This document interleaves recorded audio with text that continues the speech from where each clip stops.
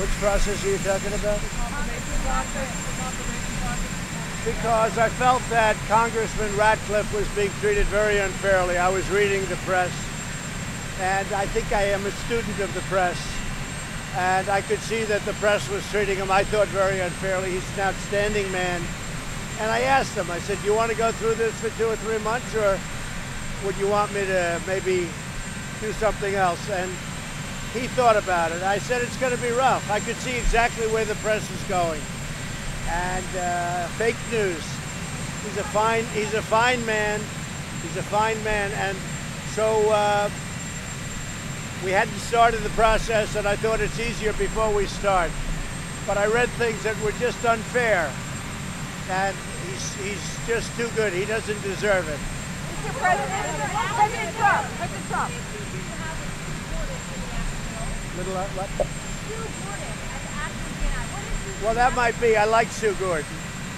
And Sue Gordon is there now, and I like her very much. I've always liked Sue Gordon. It could be. Yeah, it could be. We'll make another choice, and Sue will be, she's there now, and certainly she will be considered for the acting, and that could happen. We'll probably be talking about it either later today or next week. Mr. President. You like Sue Gordon? No, I think he was just treated very badly, very harshly by the press. And he really had a decision to make. You want to go through this for, it could be months. And I said, I think I see exactly what they're trying to do. Nobody understands the press, but I think I understand them as well as anybody. And I didn't think it was fair. President Trump.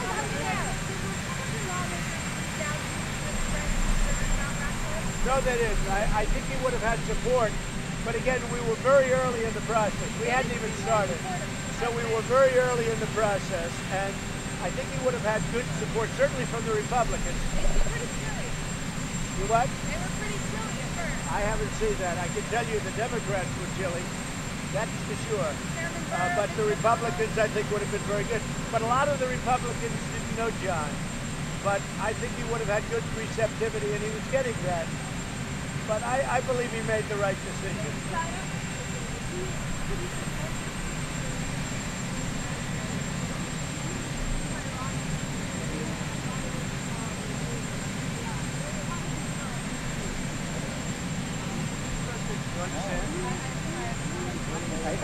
Mr. President. What about China? Well, no, you vet for me. I like when you vet. No, you vet. I think the White House has a great vetting process. You vet for me. When I give a name, I give it out to the press, and you vet for me. A lot of times you do a very good job, not always. I think the White, if you look at it, I mean, if you take a look at it, the vetting process for the White House is very good, but you're part of the vetting process, you know? I give out a name to the press, and they vet for me. We save a lot of money that way. But in the case of John, I really believe that he was being treated very harshly and very unfairly. Mr.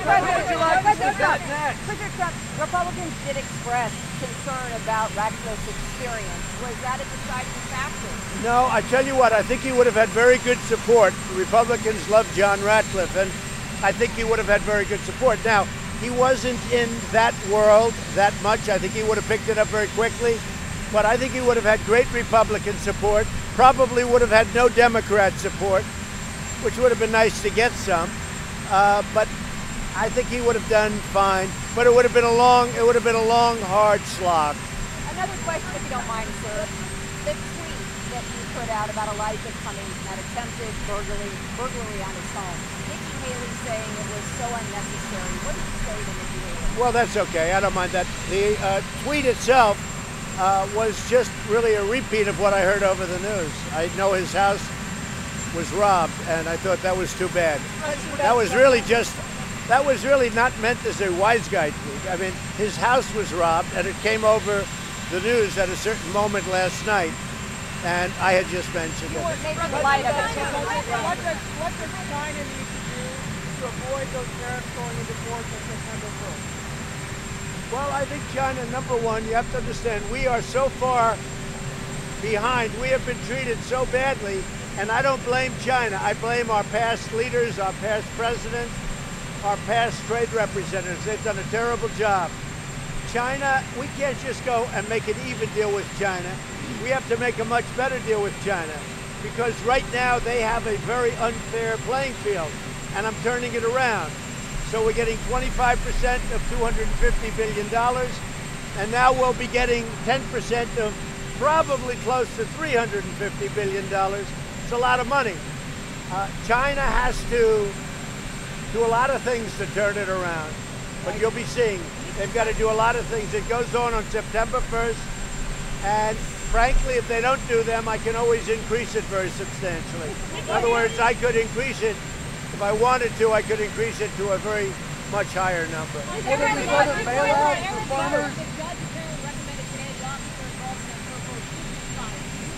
Well, it's in a process right now. I know the case very well. It's a very sad situation. It's heartbreaking. But that's in a process right now, so I'm not going to get involved in the process. As you know, they're going to be making a final decision, I guess, over the next 10 days. So I won't interfere with the process.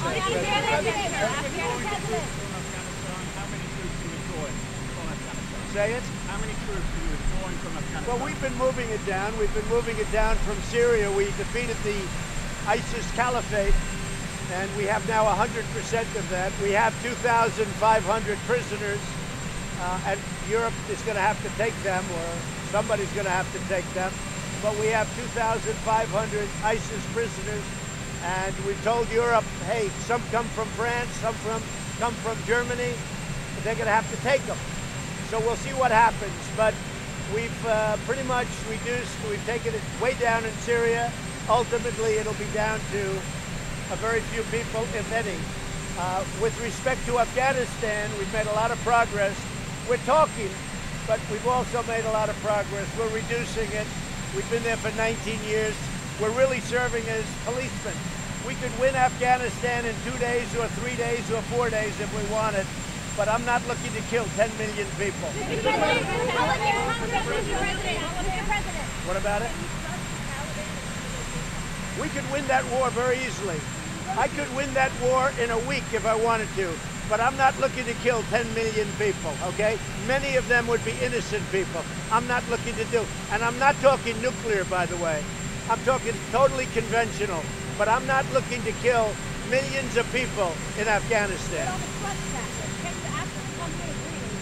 That I can't tell you. I mean, you know, we'll find out. Mr. President, Republican Congressman Will Hurd announced he's not running for re-election. He's the 8th Republican to say that. He's been critical of you and your speech about the squad. What's your reaction to his not going to run? Well, I hear he's done a good job. I don't know Congressman Hurd, but I've heard he's done a good job.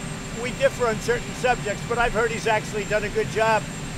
It's too bad he's leaving, but really don't know him. Mr. President, who else is on your short list to replace Pope? So I do have a short list. I have a list of a few people. We're looking at very well-known people, people where the vetting would go very easily because that's what they've been doing. They're in the intelligence world. So we do. I have a list of 3 people that I'm going to be working on over the weekend. We're going to Bedminster. I'll be working on that over the weekend, and probably on Monday I'll give you an answer. And I do like Sue Gordon very much as acting, as per your. Who are the other 2, Mr. President? Who would you like to debate, Mr. President? Say it again. Who would you like to debate? You said you were light on. Well, I think we have a lot of good people. We have 3 people specifically. I mean, I could tell you. Yes, tell us the names, please. I could tell you. They're right here. Who are they? Right there. But it's too early. Do you want a piece of the list? Go ahead. As far as peace negotiations with the Taliban, can the Taliban be trusted? Do you trust? Well, I don't want to say if they can be trusted or not. Look, history, I would say, is not so good, but they don't like us much either. But we've brought them down. We've brought the number of soldiers down very substantially. They're coming down. We are talking to them. We have a lot of advantages making a deal with us. We're doing very well, as you know, with Pakistan. I met a gentleman who I liked a lot, as you know, last week from Pakistan. I have a lot of respect for. We have a good friendship, a good feeling, good chemistry. And I think Pakistan will help us, and I think others will get involved. But we've been there 19 years. We're not really, let's put it this way, we're more policemen than anything else. And that's not for our soldiers. And I've said it a lot. We could win the war in Pakistan. We could win the war if you look at it, and you could look at it any way you want. We could win the war in Afghanistan in less than a week. But I'm not looking to kill 10 million people. And I'm not talking nuclear. I'm not talking nuclear. But would win that war in less than a week. And I have that as an option, always. But that's what we're not looking to do. How do you avoid a nuclear arms race now that you've decided to withdraw from So with Russia, we have been speaking to Russia about that, about a pact for nuclear, so that they get rid of some, we get rid of some. Would probably have to put China in there, but right now we're number one, Russia's number two, and China's number three, but China's quite a bit down in terms of nuclear. China's much lower, but we would certainly want to include China at some point. But I would think that the relationship is good. We're trying to have a good relationship. It's very hard in light of the phony witch hunt, which is now dead. But I will say this, with Russia, if we could get a pact where they reduce and we reduce nuclear, that would be a great thing for the world. And I do believe that'll happen. We have discussed it. I've also discussed it with China. I've discussed it with President Putin. I've also discussed it with China. And I will tell you, China was very, very excited about talking about it, and so is Russia. So I think we'll have a deal at some point, but the particular pact you're talking about that expired as of today, they weren't living up to their commitment, and I said if they're not going to live up to their commitment, then we always have to be in the lead. You know, I've redone our nuclear. We have new nuclear coming. I hate to tell that to people. I hate to say it because it's devastating, but we've always got to be in the lead. Hopefully, and hope to God you never have to use it. Say it. We have new everything. We have the finest military in the world. We make the finest equipment in the world by far, whether it's fighters, whether it's missiles, whether it's the ships, whether it's submarines. There's nobody to compete with us. But if we could hold off spending by getting a pact with Russia and with China, that would be very good for all three countries.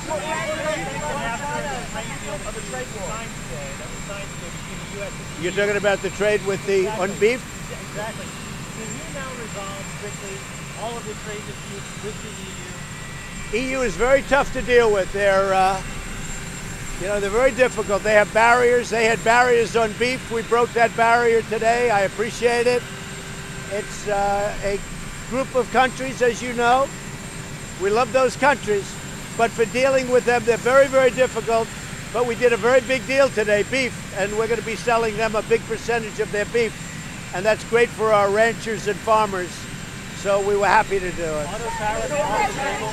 Auto tariffs off the table, or are you still? Auto tariffs are never off the table. If they would not treat us fairly, which they're not. I mean, it's right now. Look, the EU has tremendous barriers to us, but we just broke the first barrier, and maybe we broke it because of the fact that if I don't get what we want, I'll put auto tariffs, because it's all about the automobile and it's all about the tariffs. If I don't get what I want, I'll have no choice but maybe to do that. But so far, they've been very good. And I want to thank Mexico. The numbers are way, way down, apprehensions. The numbers are way down. Mexico, they have about 21,000. They actually now have maybe more than that on our border. They have another 6,000 on their northern border, okay? If you view it that way, their northern border near Guatemala. And I will tell you, Mexico is doing a great job.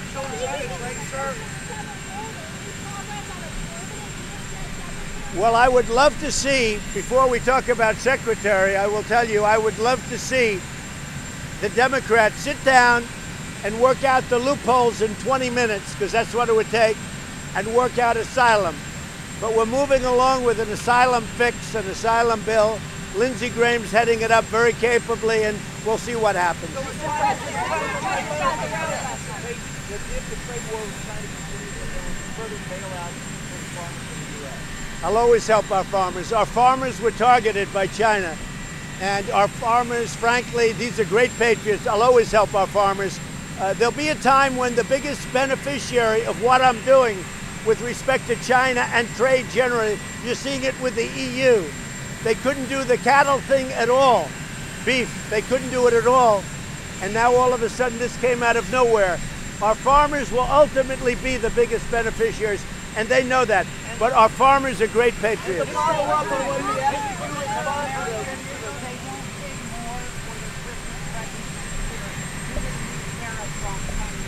No, what happens is China devalues their currency, and China also is pouring money out, and that will pay for the tariffs.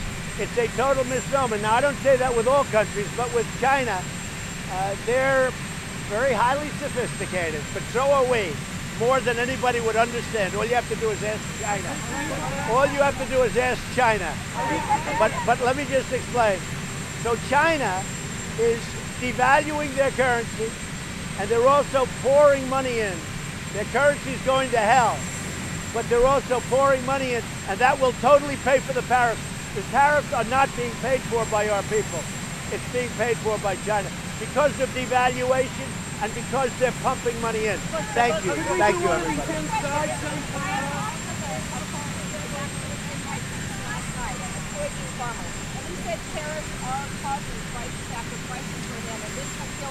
Well, you interviewed the wrong farmer, number one. Number two, any amount that China sucks out, we're making up out of the billions of dollars that we're taking in. Remember this, our country is taking in billions and billions of dollars from China. We never took in 10 cents from China. And out of that many billions of dollars, we're taking a part of it and we're giving it to the farmers because they've been targeted by China. The farmers, they come out totally whole. So you interviewed the wrong farmer.